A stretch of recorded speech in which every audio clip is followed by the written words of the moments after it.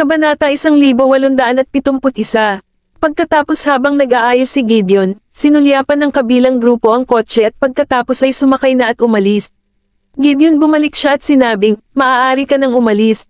Regan napabuntong hininga siya ng maluwag, tumango siya, bumaba ng kotse, at bumalik sa sarili niyang sasakyan kotse. Siya tumingin sa militar, pintuan ng distrito, buntong hininga, at pagkatapos ay pumasok sa kotse. Siya akala niya ay makikita niya ang kanyang lola. Bilang sa totoo lang, muntik na siyang mawala. Gideon umupo siya sa kotse at hinintay si Regan na umalis bago tuluyang umalis ang driver bumalik sa tirahan ng Hoffman. Representante nakatanggap ng tawag si Chen mula sa istasyon ng pulisya na alam niyang si Mr. Gideon ay pinaalis niya ang mga ito, kaya hindi siya nag-aalinlangan. Bilang hanggat hindi na nananatili si Regan sa pintuan, wala na silang magagawa tungkol dito. Mr. Abala si Hoffman sa lahat ng oras. Alas 4 na ng hapon nang si Vice Ganda magdala ng isang mangkok ng pasta. "Commander, kumain ka muna bago ka mag-alala." Representante inilagay ni Chen ang pasta sa mesa ng kape, na may tinidor sa ibabaw nito. Jeremias tumingin siya sa kanya at sinabing, "Hindi ako nagugutom." Representante tiningnan ni Chen ang abala na si Jeremias at hinikayat siya, "Kung hindi ka kumakain, Mr. Si Gideon ang susunod sa akin." Jeremias tumango siya at lumapit, "Busybody." Representante natawa si Chen, nakita siyang nagsimulang kumain ng pasta, at nakaramdam ng ginhawa. "Magkaroon na pili mo na ba ang listahan ng mga katulong?" Tanong ni Jeremias habang kumakain ng pasta. "Handa na." Tumango si Deputy Chen at sinabi sa kanya, "Yazzie Gomez at Kuya Germs, tulungan niyo po ako sa pag-aalaga sa akin." Jeremias kilala rin niya ang 2 taong ito, ang isa ay may mahusay na kakayahan sa pakikipaglaban, at ang isa naman ay magaling sa komunikasyon. Hayaan nagtatrabaho sila ng sama-sama para sa isang panahon ng pagsusuri, at kung sino ang mas angkop ay patuloy na gagamitin. "Oo," nagpaalam si Deputy Chen. "Commander, kumain ka na, lalabas na ako." "Okay," sumagot si Jeremias at nagpatuloy sa pagkain ng pasta. Sa Sadelmore, nagdala si Arisa ng ilang merienda sa ospital. Isa para kay Darius, isa para kina Kingsley at Sean. Habang pagsakay niya sa elevator ay bigla niyang naabutan si Zyla. Mga bagay na hulog sa sahig. "Paumanhin, paumanhin." Zyla agad siyang humingi ng paumanhin at yumuko para tulungan siyang kunin ang mga gamit. "Ito ay okay." Gusto ni Arisa na yumuko para sunduin ang mga ito, ngunit pinigilan siya ni Zyla. "Manatili ka dyan, tutulungan kita sa pag-aayos ng mga ito." "Pasensya na po, kayo po ba okay?" Zyla natatakot siya na baka masaktan niya si Arisa, na buntis. "Ito ay, okay lang. Medyo bump lang. Kasalanan ko kung bakit hindi ko pinansin." Nakikita ang ganda ng ugali ng kabilang partido, wala namang pakialam si Arisa. "Ito ay talagang okay, pakiramdam ko ginhawa ngayon." Iniabot sa kanya ni Zyla ang mga gamit. "Pagbisita isang pasyente." "Oo, isang kaibigan ang na-hospital." Ngumiti si Arisa at sumagot. Zyla tumango siya at itinuro sa labas, "Ako na muna ang pupunta, bye." "Paalam." Pinagmasdan ni Arisa si Zyla na umalis at nakaramdam siya ng pamilyar. Siya ngumiti siya at saka pumasok sa elevator para hanapin si Kingsley. 12 naghihintay na rin sa may pintuan ng iba. Siya ngumiti siya at binati ang ilang tao habang dumadaan siya. "Gawin gusto mo bang pumasok at kumain?" "Ginawa ko ito, gusto kong kumain kasama Kingsley." 12 nanlaki ang mga mata pero bumaba pa rin sila. "Salamat Arisa, hindi kami nagugutom." Mahinang sagot ni 12. Arisa sabi niya, "Hindi mo na kailangang mag-ingat, maghanap ka ng upuan at umupo pababa." "Benjamin, hiniling ko lang sa kanila na alagaan si Kingsley, dahil nakakapagod ang pagiging mapagbantay." "Okay." 12 ang sumang-ayon, ngunit ang ugali ng pagpapanatili ng patuloy na pagsasanay sa paglipas ng mga taon ibig sabihin, hindi talaga sila umupo. Arisa pumasok siya sa loob ng kwarto kung saan naglalaro si Kingsley. "Pakiramdam mas mahusay ngayon." "Arisa, binigyan mo ba ako ng masarap na pagkain?" Nakikita ko siyang nagdadala ng maraming sa pagkain, nanlaki ang mga mata ni Kingsley. "Lamang ilang merienda." Arisa ibinaba niya ang 2 kahon, binuksan ang mga takip, at tiningnan ang loob. "Ito, pwede ka bang kumain kasama si Sean, nasaan siya?" Siya ay abala. Hindi na napigilan ni Ryan ang tukso at nagsimulang kumain. "Manam." Crumb bumabagsak habang kumakain. Kabanata 1872. Arisa sabi niya, mag-ingat ka, gumamit ka ng tissue para mag-cushion ito. Lumapit siya sa kanya para kumuha ng tissue para kay Kingsley, ngayon lang sa ibaba, ito ay baka may masira, baka masira siya. Siya kumuha ng isa pang kahon sa 12 at pagkatapos ay bumalik sa loob. Arisa, okay ka lang ba? Wala ka bang dinala na bodyguards? Napatingin sa kanya si Kingsley na may malapad na mga mata. Arisa, ito ay isang mataas na prioridad na target ng proteksyon ngayon. Ako ay ewan ko ba, may mga bodyguards lang ako, nasa pintuan na sila, hindi ko hayaan mo silang pumasok. Lamang pagdating sa pagbisita sa isang tao sa ospital, bakit magdadala ng mga bodyguard? Ito ay sa ospital niya, mas komportable siya. Kung alam ni Benjamin, mag-aalala siya tungkol sa iyo, dapat kang magdala ng ilang tao ikaw. Ipinaalala sa kanya ni Kingsley. Sige, next time na lang ako mag-aaral. Arisa, umupo siya sa gilid, kumusta ka? Marami mas mabuti, pagkatapos ng iniksyon kaninang hapon, natulog ako at naramdaman ko ang higit pa komportable. Kinausap siya ni Kingsley. Arisa, tumawa ng mahinahon, bakit ka nagpa-injection ng maaga ngayon? Hindi ba ito karaniwan sa umaga? Sa kinaumagahan, sinamahan ko si Mr. Graham para sa isang check-up, hindi ko nakuha ang IV hanggang halos tanghali. Kingsley, napuno ang kanyang bibig at halos mabuntis. Ikaw ay buti na lang at hindi ka pa rin sumama sa kanila para mag-check up, nagtatrabaho ka ng husto. Arisa, agad siyang nagbuhos ng isang basong tubig, kumain ka ng dahan-dahan, kung gusto mo, gagawin ko bigyan ka pa bukas. Hehe, masarap. Tumango si Kingsley, sa pag-aakalang maaari siyang ma-discharge bukas, sabi niya kay Arisa. Ito ay sige, naiinip din ako sa ward, gusto kong lumabas para maglakad-lakad. Arisa, kaya mo ba hilingin sa 12 at sa iba pa nadalhin ako sa umaga? Maaari akong mawala ng timbang pagkatapos ng pagbubuntis, tapusin ko ang aking iniksyon bukas. Arisa, tumingin sa kanya ng tuwang-tuwa, sigurado ka bang makakalabas ka bukas? Hindi ilang araw pa ba ang natitira pa? Hindi, walang kalayaan dito. Hinawakan ni Kingsley ang kanyang mga labi. Ikaw maaari mong hilingin sa 12 at ang iba pa nadalhin ka sa ibaba para maglakad-lakad, hindi mo manatili sa ward sa lahat ng oras. Arisa, tiningnan siya, nagtatago sa ward na naglalaro, mas mabuting bumaba na at huminga ng sariwang hangin. Natatakot sa pagtingin sa mga kakilala. Napangiti si Kingsley. Arisa, umiling ang kanyang ulo ng nakangiti, nang makita siyang kumakain ng merienda ng sunod-sunod, halos tapusin ang isang buong kahon. Siya, sabi niya, huwag kang mag-iwan ng ilang bagay para kay Sean. Siya ay hindi dito, kinain ko ang mga ito para sa kanya. Napangiti si Kingsley, kumain ang mga ito para sa akin. Sean, pumasok siya at mabilis na lumapit upang kumain ng isa, at nakita niya ang 12 at ang iba pa ay kumakain sa pintuan. Siya, alam ko na si Arisa ang nag-aalaga sa kanya. Arisa, hindi ka ba kumakain? Ako dinala ang mga ito para sa inyo, may kakainin na ako sa bahay bago ako umalis. Arisa, tiningnan ko sila, sunod-sunod silang naghahalikan. Dapat gumawa ng higit pa. Kunin, sige na, pupunta na lang ako sa bahay ni Papa. Gawin, gusto mo bang sumama ako sa iyo? Tanong ni Sean. Hindi, sige na nga, kakarating mo lang, mag-isa na lang ako. Arisa, inutusan niya siyang manatili rito kasama si Kingsley, at kumuha siya ng isa pang kahon ng merienda at lumabas. Arisa, bakit hindi mo hilingin sa 12 at sa iba pa na sumama sa iyo, para hindi ka makamit, pumasok na naman siya. Kingsley, sumigaw. Ito ay sige, huwag kang mag-alala tungkol sa akin. Arisa, hindi ko mapigil ang tumawa. Maliit na aksidente lang iyon, bakit ganoon ang lahat?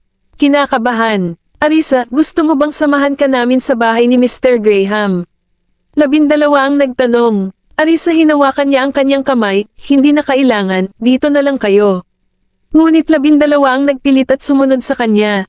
Arisa, tumingin siya sa kanya at tumawa, kayo guys ay nagtatrabaho ng husto sa mga nakaraang ilang araw. Ito ay anyway, wala naman kaming gagawin sa bahay. Hindi mahirap lumabas at samahan si Mr. Watts, nakangiti na sabi ni 12. Sila, sumakay siya ng elevator at nagtungo sa kinaroroonan ni Darius. Sa silid ng ospital, tiningnan ni Sean si Kingsley, sinabi mo lang kay Arisa na huwag hayaan ang sino man na makasalubong siya. Anong nangyari? May nakabangga ba sa kanya? Oo, sinabi ni Arisa na nabangga siya sa ibaba, kaya naman lahat ng merienda na ito durog, sagot ni Kingsley. Kingsley, napapikit ang mga mata niya at sinabi niya kay Sean, bakit hindi mo na lang tingnan ang mga surveillance camera? Baka may nag-aaway kay Arisa. Kabanata 1873. Sean sa ngayon ay nag-aalaga na si Benjamin, kaya mas maganda kong mag-ingat. Gagawin ko, tignan mo siya sandali. Kingsley, tumingin siya sa kanya, hindi ka ba makakaalis ngayon?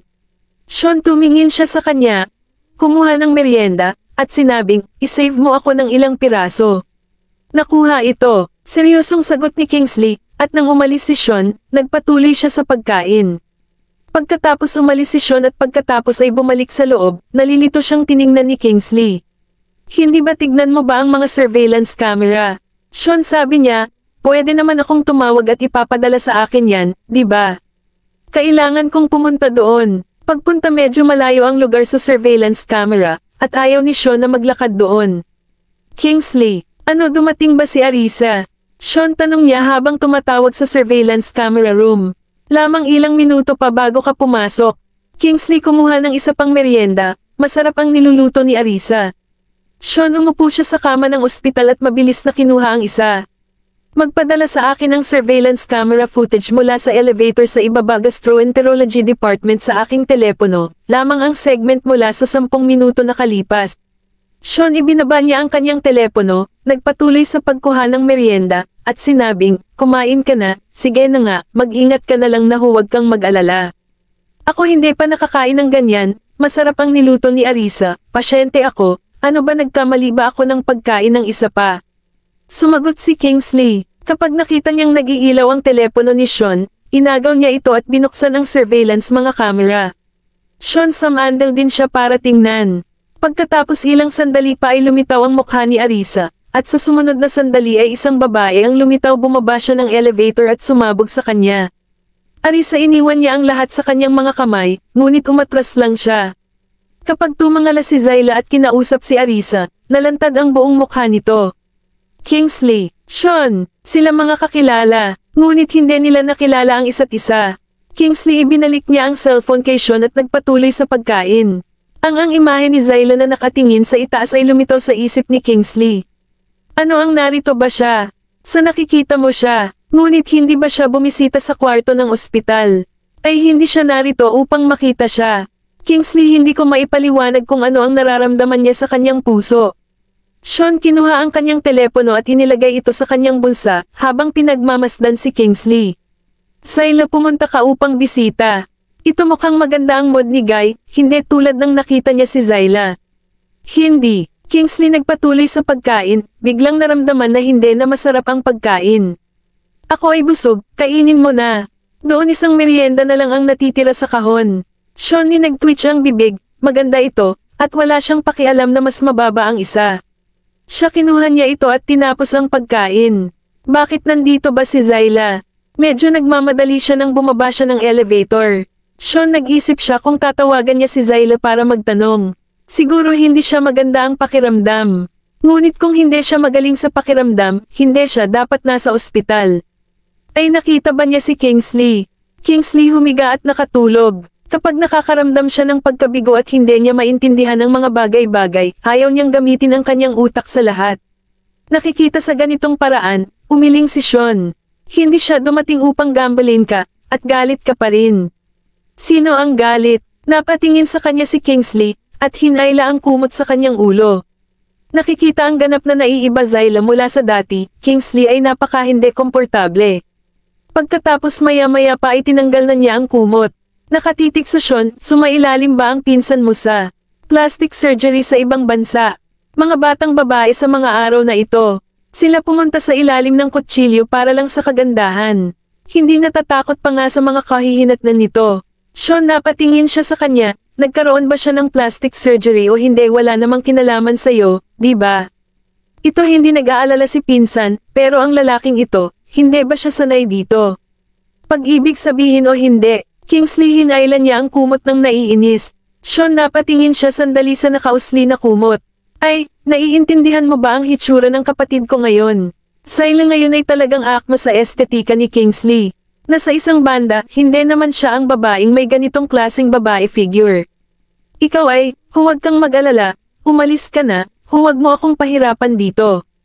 Kingsley, ibinaba niya ang kumot at sinigawan siya. Kabanata 1874. Na hospital. Paghahanap sa kanyang pagkabalisa, hindi mapigilan ni Sean na tumawa. Siya ay talagang nagmamadali. Kingsley tumalikod siya at muling tinakpan ang kanyang ulo.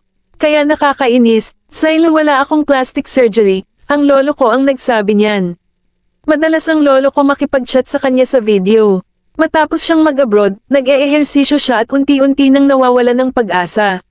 Sean nalaman niya ang tungkol sa sitwasyon mula sa kanyang ama at ina, at hindi niya maiwasang makaramdam ng kaunting awa kay Zyla. Marami ang mga tao ay hindi maaaring manatili sa pag-eehersisyo para sa pagbaba ng timbang at madaling sumuko sa kalahati. Ang pagtitiyaga na kailangan para doon, talagang nagpumilit si Zyla. Gaano kalaki ang determinasyon kailangan ba iyan? Gayunman, masaya pa rin sila para kay Zyla, mukhang malusog siya ngayon. Kingsley bumilis ang tibok ng puso. Siya wala siyang plastic surgery, nag-eehersisyo siya. Kapag nakita niya ito kahapon, nakaramdam siya ng malusog na ehersisyo. Nakikita na nagtatago pa rin si Kingsley sa ilalim ng mga kumot, hindi siya ginulo ni Sean tumungo pa at naglakad papunta sa gilid. Siya nagpadala siya ng text kay Zyla, at tinanong siya kung bakit siya nagpunta sa ospital. Ang kanyang si Lolo at ang iba pa ay wala sa departamento ng gastroenterology, kaya hindi dapat makita sila. Zyla nagulat siya nang makita niya ang text ni Sean. Sa sasandaling iyon, nakaupo siya sa plaza na may dalang isang tasa ng kape, at pinagmamasdan ang mga kalapati. Pinsan, paano mo nalaman na nasa ospital ako? Sean, ang iyong hipag ay tumakbo sa iyo, ang taong nakilala mo ay ang iyong hipag. Oh, girlfriend ko siya, okay lang ba siya? Zyla hindi ko inaasahan na dahil dito, iniisip na alam ni Sean, iniisip iyon nagkagulo si Arisa. Kung may nangyari kay Arisa, tiyak na hindi siya pababayaan ni Benjamin. Sean, sabi nga ni Arisa at Kingsley, ang mga merienda ay sabi ko sa kanya, nag-check up ako ng mga camera para makita kung sino ang nag-aalala siya na may sadyang bumangga sa kanya. Zyla na pabuntong hininga siya ng maluwag, salamat sa Diyos, walang nangyari na. Ito ay kasalanan ko ang lahat kung bakit hindi ko binibigyan ng pansin. Kung pinabagsak ko siya, sana ay kasalanan ko. Sean hindi kasi sinisisi ni Arisa, kaya huwag kang mag-alala. Maging mas maingat lamang kapag naglalakad sa hinaharap. Bakit ka nagpunta sa gastroenterology department? Ang bumalik ang pag-uusap. Zyla uminom siya ng prutas, at nagkasala ang kanyang mga mata. Ako wala akong ginawa, isang kaibigan lang ang nasa ospital, kaya pinuntahan ko sila. Siya gusto ko sanang sumilip kay Kingsley, pero may bodyguard sa pintuan, kaya umalis siya. Sean, anong kaibigan? Dapat bang bumati ang pinsan sa isang tao at alagaan sila ng higit pa? Sean nahulaan na niya kung sino ang gusto niyang makita. Siya na pabuntong hininga sa loob. Hindi mahiyain siya at ayaw niyang malaman ng iba na nasa loob siya ng ospital. Pinsan, out shopping na ako, kaya hindi nakita kausapin, busy ka rin. Zyla tiningnan niya ang cellphone niya sa pag-asang hindi na niya ito tatanungin. Kung alam niya na hindi niya ito makikita, hindi siya pupunta sa ospital, nag-aaksaya ng biyahe. Siya nakasandal siya sa upuan sa plaza, habang pinagmamasdan ng gininto ang paglubog ng araw. Sean tiningnan niya ang sagot nito, umiling at hindi na nagtanong pa. Sino nakikipag-chat ka ba? Natatawa ka ng kakaiba. Kingsley tumayo siya para pumunta sa banyo at binigyan ng sulyap si Sean. Sean tumingin siya sa kanya, hindi ba ako pwedeng makipag-chat sa iba? Hindi ako katulad mo, napapaligiran ng isang grupo ng mga kababaihan. Haha, inggit ha, kasi napakagwapo ko kaya hindi kayang labanan ng mga babae. Kingsley sa pag-aaklas niya sa sarili. Nagtungo siya sa banyo para magpahinga. Sean ay hindi makapagsalita. Nakikita patuloy na nagbabago ang kanyang mood, tumigil si Sean sa pag-aalala sa kanya.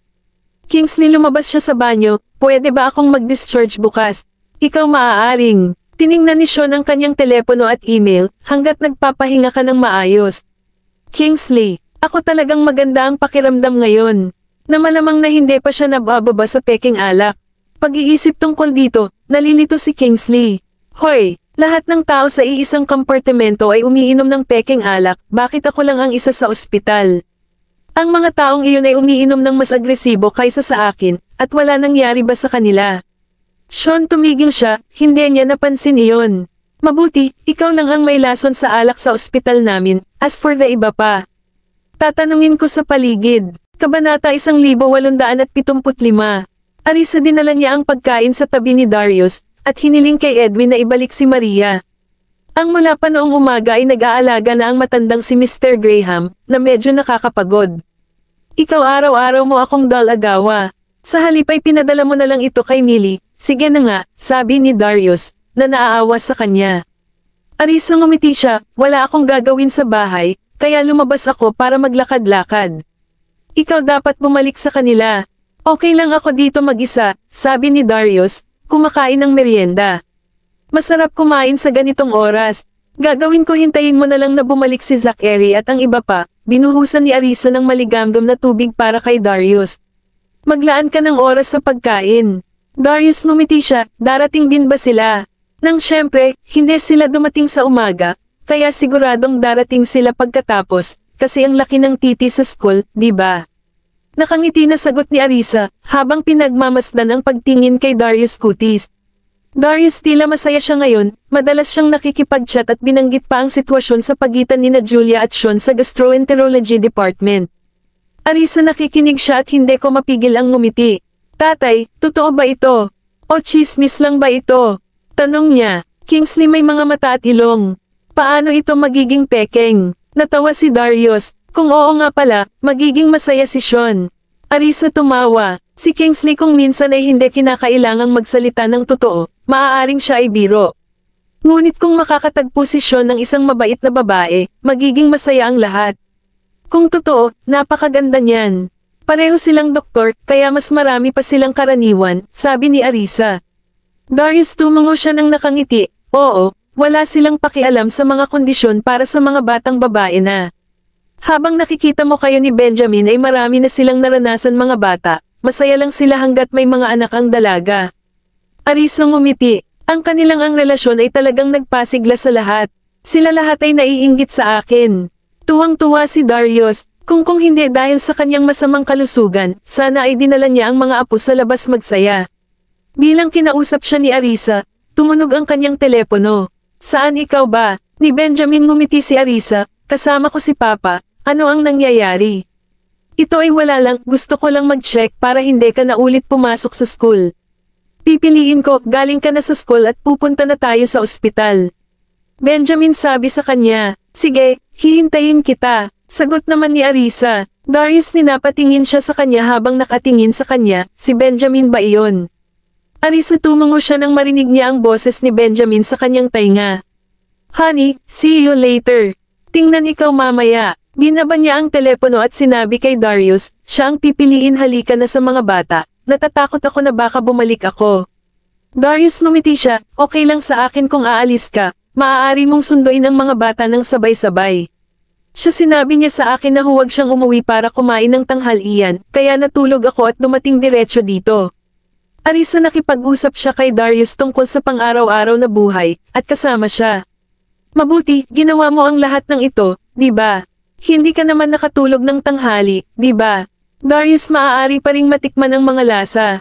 Ito ay hindi naman big deal na gawin ito.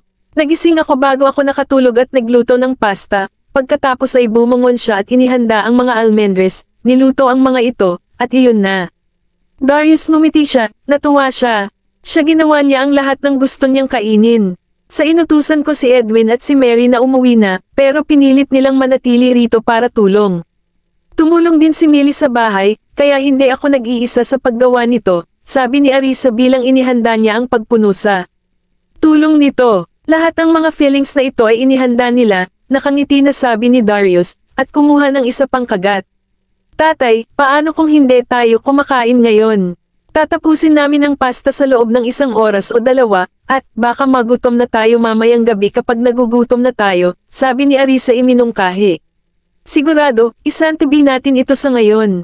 Ayokong masira ang gana ko, pagsang-ayon ni Darius. Isara ang takip sa lalagyan. Arisa agad itong inalis at hinikayat siyang uminom ng mas mainit na tubig. Gawin gusto mo bang magkaroon ng iilan? Tanong ni Darius na nakangiti. Ako ay hindi nagugutom. Sagot ni Arisa, umupo at binalatan ang isang mansanas para kay Darius. Kabanata 1876. Benjamin sinundo niya ang mga bata at dinala sa ospital. Bilang pagkababa ni Jasper ng kotse, gusto nilang pumunta sa tabi ni Kingsley. Mister, bilasan mo at ihatid mo na lang kami kay Mr. Watts. Ang 6 na bata ang nakatingin sa kanya ng may pag-aalinlangan. Benjamin bihirang maramdaman ang kanilang sigasig. Siya ngumiti. Mr. Si Watts ay nasa departamento ng gastroenterology, sa gusali ng 3 doon. Gagawin ko, sige na nga, kasama mo si Lolo ang nanay mo. Pagkatapos tingnan natin si Mr. Watts, hahanapin natin si Inay. Ang 6 na bata ang hindi makapaghintay. Pwede silang sumama kay Mommy pag uwi niya, pero hindi ko pa nakikita si Mr. Watts sa ospital. Sila umaga na sana ay dumating na siya pero hindi ito pinayagan ni Papa. Siya pinilit niyang dalhin sila sa eskwelahan. Mabagal pababa, Benjamin sumunod sila nang makita ng mga bata ang gusali 3 at tumakbo papunta sa ito. Mr. Bilasan mo, hindi mo na kayang sumama sa mga kapatid ko. Jessie hinawakan niya si Benjamin at kinakabahan siya nang makita niya si Jasper at ang iba pa tumatakbo ng maaga. Benjamin sabi niya, naghihintay na lang kami sa elevator. Hindi nila alam kung saang palapag. Ang hindi alam ng mga bata kung saang palapag kaya kailangan nilang hintayin siya. Mga larawan ni Jessie nanlaki ang mga mata, tama na. Benjamin sinundan niya ang mga bata, at nakatingin sa kanila.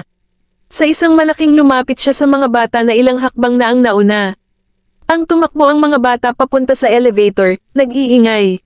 Alinsahig. Ang nagkitinginan ang 5 magkapatid, wala ni isa man sa kanila ang nakakaalam. Siguro hintayin na lang natin si Papa. Pinunasan ni Gavin ang pawis sa kanyang noo, biglang naramdaman na walang saysay ang pagmamadali nila dito. Timoteo sabi niya, dapat ay nag-ukol na kami ng oras sa pag-aaral. Oliver, natawa rin sina Zachary at Jasper, nang mapagtanto ang kanilang pagkakamali. Jasper sumigaw siya kay Benjamin, Mr. Graham, bilasan mo. Ano ang pagmamadali? Benjamin lumapit ang mga bata, at pinindot ng mga bata ang pindutan ng elevator, halos oras na para umalis bahay. Ang medyo matagal na ang elevator. Kapag sa wakas ay bumukas ang pinto, isang grupo ng mga tao ang bumuhos sa labas. Benjamin inutusan ang mga bata na tumayo at maghintay. Kumusta, Mr. Graham? Kumusta, Mr. Graham? Ang nakilala ng head doctor sa ospital si Benjamin at binati siya habang inaakay niya ang 6 na bata, na lahat ay nakakuha ng mata ng doktor at nagmamahalan. Ang kanilang mga tao na tumingin sa kanila habang naglalakad sila, halos matrip. Kumuha sa, ipinaalala ni Benjamin sa mga bata. Kung hindi sila nakapasok kaagad, walang makakauwi ng payapa. Gavin ngumiti siya at pinapasok si Zachary sa elevator, pinindot ang pindutan para buksan ang pintuan. Minsan pumasok si Benjamin kasama si Jessie sa kanyang mga bisig, isinara ang mga pintuan ng elevator. Julia, dumating sila sa trabaho at nakita ko ang mga pintuan ng elevator na malapit ng magsara, ngunit pagkatapos ay binuksan muli. Nagulat siya nang makita ang isang grupo ng 6 na lalaki, isang matanda at 5 bata, na nakasuot ng isang cute na eksena. Benjamin, sa pag-uugali ng kanyang CEO, na may hawak na bata, ay napakaganda. Miss, kapag hindi ka pumasok, isasara na natin ang elevator. Sabi ni Jasper sa kanya. Oh, salamat. Nagmamadaling pumasok si Julia ay hindi mapigilan ang pagtingin sa ilang bata. Sila mga kambal. Miss, saang palapag ka nakatira? Tiningnan din ni Gavin si Julia at nagtanong. 17 sahig. Nakangiti na sagot ni Julia. Kaya cute. Benjamin nagtaas ng kilay. Tatay, saang palapag tayo pupunta? Tanong ni Gavin kay Benjamin, nakatingin sa kanya. 17. Napatingin si Benjamin kay Gavin. Gavin ay nagulat. Timoteo at nagulat din ang iba, habang nakatingin kay Julia. Nagkataon lang. Ay nandito ka ba para bisitahin ang isang pasyente? Hindi inaasahan ni Julia na pupunta sila sa kanya sa DepEd, tanong niya.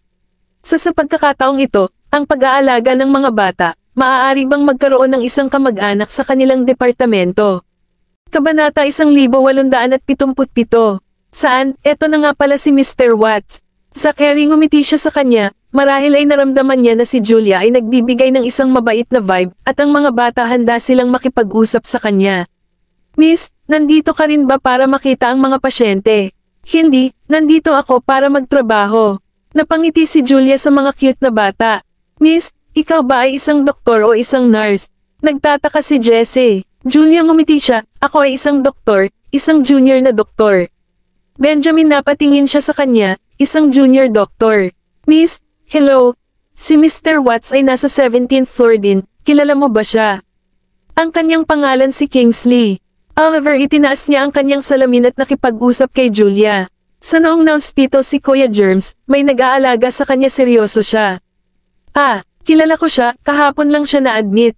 Nagulat si Julia, hindi niya ginawa sana nandito sila para makita si Kingsley. Miss, nag-iisa lang si Mr. Watts sa ospital, kaya kailangan mong alagaan ng mabuti siya. Ngumiti si Zachary at sinabi, ng kurso, medyo nahihiya si Julia, hindi na nila kailangan pang alagaan siya, habang personal na kasama siya ni Deputy Bailey. Sa ika-17 palapag, binuhat ni Benjamin si Jessie at lumabas. Julia hiniling niya sa kanila na umalis muna bago sila sumunod. Palam, Julia kumaway siya sa mga cute na bata at mabilis na tumakbo papunta sa dressing room para magbihis damit. Hihihi, Gavin, sinundan ni na Timothy, Zachary, Oliver, at Jasper si Benjamin sa ward ni Kingsley. Julia, hindi ba't si Mr. Graham iyon, ang kaibigan ni Mr. Watts? Bakit ka nakarating sa sila? Napakagwapo ni Mr. Graham. Wala nang magawa ang kasamahan kundi magchismis. Ako natatakot ako na baka mahuli ako kaya tumakbo ako papunta sa elevator doon. Ang mga maliliit na iyon ang cute naman ng mga Pinoy. Julia ibinahagi niya ito sa kanyang kasamahan. Ang kwento pa ng aktres, sa tingin ko, ako rin ang mag-aasikaso sa mga pasyente mamaya. Oo, ipinagpatuloy ni Julia ang pagsusuot ng kanyang puting damit. Ang ilan iba lang ang mga tao. Sa ngayon, nakikipag-flirt sila kay Deputy Bailey o Mr. Graham. Ni hindi man lang nila iniisip na si Mr. Graham ay kasal na may mga anak. Walang kahihiyan. Isang babae na hindi nakipag-ugnayan kay Julia ay sarcastic na nagsasalita habang siya ay tungkol sa umalis sa trabaho. Julia napatingin sa kanya. Ano nakatitig ka ba? Kung kaya mong manligaw kay Deputy Bailey, bakit hindi makapagsalita ang mga tao tungkol dito? Ang napatingin sa kanya ang babae na may mapang-akit na tingin. Panoorin ang bibig mo. Namula ang mukha ni Julia sa galit. Maglakas loob, sabi nga nila, lahat naman tayo ay naririnig, di ba? Ang napakayabang ng babae, at tinawag ang iba pang mga kapatid na babae. Ang sinulyapan ng iba si Julia, pero hindi sila naglakas loob na magsalita. Kung talagang kasama nila si Deputy Bailey at nasaktan si Julia, hindi nila magagawa dito na lang magtrabaho. Hindi sila katulad ni Yami Lucas, na isang executive ng ospital. Ang mga ito ang mga batang babae ngayon ay nais lamang na umakyat sa hagdanan ng lipunan, na naglalayong makamit ang kalangitan sa isa, huwag kang mag-alala, hindi man lang nakatingin sa sarili mo. Yami, ikaw. Ang mabilis siyang hinailan ng kasamahan na nagchismis kay Julia, at sinabihan siyang huwag kumilos ng walang pag-aalinlangan. Julia napatingin siya kay Yami at naglakad palabas ng dressing room. Sa likod tawa siya ng tawa, tingnan mo lang siya, hindi man lang si Deputy Bailey tulad niya. Siguro nakipag-ugnayan siya sa kanya, isang intern doctor, si Deputy Bailey ay hindi interesado. Julia hindi ko maintindihan kung bakit lahat ng tao ay nagsasabi ng mga bagay na ito tungkol sa kanya, pakiramdam niya ay nawawala siya. Hindi komportable. Lamang kahapon ng gabi, nagtungo si Vice Ganda sa opisina ng doktor para sa isang gabi merienda, yun lang. Minsan, katulad din siya ng iba. Siya bihira na lang akong makipag-ugnayan kay Vice Ganda. Sa ilang beses na silang nagsalita sa loob ng elevator at hindi nila sinasadya ang kanyang bahagi. Maaari bang may kumuha ba ng litrato at ikinalat ito sa buong departamento? Sa kinaumagahan, oras na ng pagpupulong, at pagkatapos ng pagpupulong, ang departamento dinala sila ng ulo sa mga pag-ikot. Julia agad siyang pumasok sa opisina ng doktor, at agad na nakita ko siya, lahat sila ay nakatingin sa kanya, at nahihiya si Julia. Ngumiti ng mahiyain, tumungo at nagtungo sa kanyang sariling upuan. Bilang hanggat hindi niya ito sineseryoso, natural na mawawala ang mga chismis. Kabanata 1878. Mr. Watts, Jasper dali-dali siyang pumasok sa ward ni Kingsley nang mas maaga kaysa sa iba. Kingsley nakahiga siya sa kama ng ospital at nanonood ng TV, at nakita niya silang paparating. Halika dito, yakapin mo si Mr. Watts. Kingsley ibinaba ang remote control at inabot ang kamay para yakapin si Jasper at ang iba pa. Hoy, Mr. Watts, mas maganda ba ang pakiramdam mo? Ngumiti si Timothy at lumapit, nakasandal laban sa paanan ng kama. Hoy, Mr. Watts, huli na ba tayo dumating? Mukhang sapat ka na para ma-discharge. Tinukso ni Zachary si Kingsley. Oliver kwento niya, mukhang okay na ang lahat ngayon. Sa hindi mapigilan ni Ryan na tumawa at tumawa sa kanyang pwesto sabi niya, halika na, yakapin mo si Mr. Watts.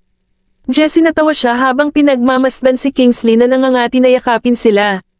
Jessie, halika dito. Bigyan mo si Mr. Watts ng isang halik, at magiging mas mahusay siya. Kingsley hinalikan niya si Jessie. Benjamin yumuko para ibaba si Jessie at lumapit kay Sean. Ano nakatingin ka ba? Sean tumingin ako kay Benjamin, tinitingnan ko kung may tao sa parehong ward tulad ng na-hospital na si Kingsley. Pagkatapos dinala si Felix Luistro at ang iba pa, walang balita. Malamang naailak ang impormasyon. Isa sa mga babae sa parehong ward na si Kingsley, siya namatay. Namatay. Nabigla si Sean. Siya ninakawan at pinatay. Sinisiyasat na ni Benjamin ang isyo. Pagkatapos ang babae ay humiwalay kay Kingsley, nagpunta siya upang bumili ng mga gamit-gamit ang pera at sinundan siya ng isang tao. Kapag dumating siya sa isang desyerto na lugar, ninakaw ang kanyang pera at bag, nilabanan, at sinaksak hanggang sa mamatay. Sanang marinig ito ni Kingsley, nagulat si Kingsley, hindi maaaring ito ang babaeng lumabas sa akin, pwede ba? Ang sinundan ng iba si Felix sa private mansion area, pero tinawag niya ang babaeng iyon ang layo. Oo, tiningnan ni Benjamin ang mga pahiwatig at natagpuan na nagkataon lang ito. Maaari niyang sabihin mo na lang na hindi maswerte ang babae. Oh Diyos ko! Nabigla si Kingsley. Siya hindi ko inaasahan na ang buhay ng isang buhay na tao ay kukunin ng ganoon. Ang iba pang mga tao ay dapat na nasa ilalim ng pangangasiwa ni Quintin Jordan, pagkatapos ng lahat. Benjamin nakita ko ang mga doktor sa pintuan at hindi na nagsalita pa. Ang inutusan ng Pangulo ang mga doktor at nurse sa ibaba na magsagawa ng isa pang pag-ikot ng mga inspeksyon. Nakikita binati sila ni na Benjamin at Sean, ang pinuno ng departamento. Mr. Graham, Deputy Bailey. Benjamin tumango ng bahagya at hindi gaanong sumagot. Ikaw pumunta ka sa iba pang mga ward, hindi na kailangang mag-alala tungkol dito. Sean, binati ko sila. Oo, Mr. Watts, magpahinga ng maayos. Binati ng Pangulo si Kingsley bago ilabas ang team. Miss Doktor talaga siya. Jessie nakita niya si Julia at masayang nabulalas. Alin Miss, nagtataka si Kingsley kay Jessie. Ang yung isa na may nakatali na buhok, yung kasama namin. Itinuro ni Jessie nakita ni Julia si Julia at ngumiti. Oh, siya. Bigla, napatingin sa kanya si Jasper at ang iba pa. Benjamin napatingin din siya sa kanya. Benjamin, yung babaeng kasama ni Sean. Kingsley niyakap niya si Benjamin. Benjamin nagtaas siya ng kilay at sumulyap kay Julia. Siya medyo tahimik siyang babae. Sean, nagtatrabaho ang girlfriend mo. Tinukso ni Kingsley si Sean. Sean napatingin siya kay Kingsley. Huwag kang mag-alala, napatingin sa kanya si Sean at saka tumingin sa pintuan. Lamang pagkatapos, sinalubong ni Julia ang kanyang tingin at mabilis na tumingin sa malayo. Julia iniwasan siya nito at sinundan ng department head patungo sa kabilang ward. Sean ay nagulat, ay nakakatakot siya. Jasper at ang iba ay nag-uusap sa paligid ni Kingsley, na gumagawa ng isang buhay na kapaligiran. Benjamin nakatanggap siya ng tawag mula kay Arisa at sinabi sa kanya, nasa bahay kami ni Kingsley. Malapit na tayong makarating doon. Oh, tinawagan ba kami ni nanay? Napatingin si Zachary kay Benjamin. Benjamin tumungo. Kabanata 1879. Tito Kingsley, pupunta tayo sa tabi ni Mommy ngayon, uminom ka ng gamot mo at magpahinga ka na mabuti. Jessie seryosong paalala kay Kingsley. Ang mga matatanda ay hindi maaaring makatulong ngunit tumawa. Kapag wala ka na, ayaw na ni Tito na uminom ng gamot niya. Kingsley hinalikan niya si Jessie. Kung hindi mo nais na maging mas mahusay at makipaglaro sa amin, huwag mag-atubiling gawin ito. Panipi, Zachary na pangiti ng mapanlinlang. Kingsley napatingin siya kay Benjamin, hindi ba mukhang masyado ang ekspresyon ni Jasper sa iyo? Benjamin tiningnan niya ang kanyang anak, na nakaramdam ng pagmamalaki. Ang kanyang hindi naman talaga siya kamukha ng anak. Tiyuhin, kailangan mo talagang magpahinga ng maayos. Huwag maging matigas ang ulo. Kapag na-discharge ka na, gagawin namin bigyan ka ng maraming masasarap na pagkain. Oliver ngumiti at tiniyak sa kanya. Sige, naaalala ko iyan. Natawa si Kingsley bilang tugon. Tiyuhin, ipapadala ang hapunan mamaya. Kumain ng maayos, maligo, magpahinga, at bukas na lang bago mo malaman. Bibisitahin ka namin ulit bukas. Timoteo marahang hinaplos ang kanyang kumot. Tim, halika na at bigyan mo ng kiss si Uncle. Dahil hindi siya makayakap, dapat ay maayos ang isang halik. Timoteo lumapit siya, tumakbo, at yumuko si Kingsley para salubungin siya. Si Tim hinalikan niya ang pisngi niya, nanlilisik ang kanyang mga mata, okay lang ba iyon? Kingsley higit pa sa nasiyahan, ang kanyang mga mata ay kunot na may ngiti, ito ay perpekto. Ano tungkol sa inyo? Napatingin si Kingsley sa iba. Tim hinalikan kita, kumakatawan sa amin, malamig na tumingin sa kanya si Gavin at hindi lumapit. Oliver ngumiti siya at sinabing, Mr. Watts, may face wash ka ba? Ikaw anak, kailan ba ako hindi naghugas ng mukha? Kahit si Sarah, nakipag-away pa sa akin, sige na nga, mag-iingat ka na lang sa banyo kaninang umaga. Sean smirk, akala ko hindi ka naghuhugas. Timoteo tinakpan niya ang kanyang bibig, napagtanto na hinalikan lang niya ang mataba na mukha ni Kingsley. Benjamin hinaplos niya ang ulo ni Timothy at tinawagan ang mga bata. Tayo ay pumunta. Oh, aalis ka na ba sa lalong madaling panahon? Nag-atubili si Kingsley na makipaghiwalay sa mga bata. Gagawin ko sumama ka sa inyo. Siya itinaas niya ang kumot, handa nang bumangon mula sa kama. Ikaw magpahinga ng maayos. Sinulyapan ni Benjamin si Kingsley at hinakay ang mga bata palabas. Palem, Mr. Watts, huwag mo kaming mawalan ng pag-asa. Kumaway sa kanya si Jesse. Palem, Mr. Watts. Palem, Mr. Watts. Ang nagpaalam na rin ang lima sa kanila. Sean ngumiti siya, tumayo at sumunod sa kanila. Sean, pupunta ka rin ba? Nadismaya si Kingsley. Ang biglang tumahimik si Ward, medyo nababalisa. Sean ngumiti siya, hindi nagsalita, at sinundan si Benjamin at ang iba papapunta sa pintuan. Mister, pare, sasamahan mo rin ba kami sa bahay ni Lolo? Oliver hinawakan niya ang ulo niya at tiningnan si Sean. Sean hinawakan niya ang kanyang buhok, hindi, makikita ko lang kayo dito. Oliver hinawakan ang kanyang kamay at mabilis na tumakbo para habulin Benjamin. Paalam, Jasper at ang iba ay nagpaalam sa lahat ng paraan, na umaakit sa maraming tao sa kanilang cute na maganda ang itsura nito, kaya nahihirapan silang tumingin sa malayo. Lamang pagkatapos, naabutan nila si Julia na palabas ng ward, at nagliwanag ang mga mata ni Jasper. Miss, Paalam, ngumiti ng mainit at mabait si Julia. Hindi maaari mong labanan ang masigla at kaibig-ibig na maliit na sanggol. Kaya puno ng sigla, lalo na nakakahawa. Julia nakita niya ang mga ito at pagkatapos ay bumalik sa opisina at nakita si Sean na nakatayo sa ang pinto. Siya medyo nalungkot siya, Vice ganda. Siya tumango siya at mabilis na lumapit. Sean ninapatingin siya sa kanya, malinaw na naramdaman niya ang saloobin ni Julia sa kanya na iiba. Ito ay hindi siya gaanong pinipigilan kahapon. Pagpansin ng mga nurse na bumubulong at naghihiyawan sa gilid, kung minsan ay nakatingin kay Julia, paminsan-minsan ay nagbubulong-bulong sa isa't isa. Tila parang may chismis sila. Sean ipinikit ang kanyang mga mata. Siya lumapit siya sa mga nurse na iyon. Kabanata 1880. Hoy, nakita mo ba iyan? Binati ni Julia si Deputy Bailey, pero hindi ito sumagot. Oo, siya ay walang kahihiyan. Sinusubukang akitin si Deputy Bailey. Panipi, ganap na walang kahihiyan. Sinadya pa niyang sumakay ng elevator tulad ni Mr. Graham nang pagdating sa trabaho. Sinusubukan ba niyang maglaro sa magkabilang panig? Dahil kailan naging chismis ang ospital? Sean ni naging malamig ang mukha ng gwapong mukha habang nakatitig sa mga nurse na lalong lumakas at mas excited sa chismis nila. Nakikita Sean, nagulat ang mga nurse, namutla ang kanilang mga mukha. Representante Bailey, ikaw umalis ka na at magbitiw ka na sa posisyon mo sa department head. Sean ni mahigpit si Gaze, mga alingaw-ngaw at ang chismis, tila, ay walang hangganan. Sila ay nalilibugan sa kanilang trabaho, nakatuon sa mga walang silbi na bagay na ito. Ang mga mukha ng mga nurse ay nag-aaklas, nais na humingi ng awa, ngunit hindi nila magawa kilalanin ang matalim na titig ni Sean. Kahit nakaraniwan ay madaling lapitan si Sean, nakakatakot siya kapag nagagalit.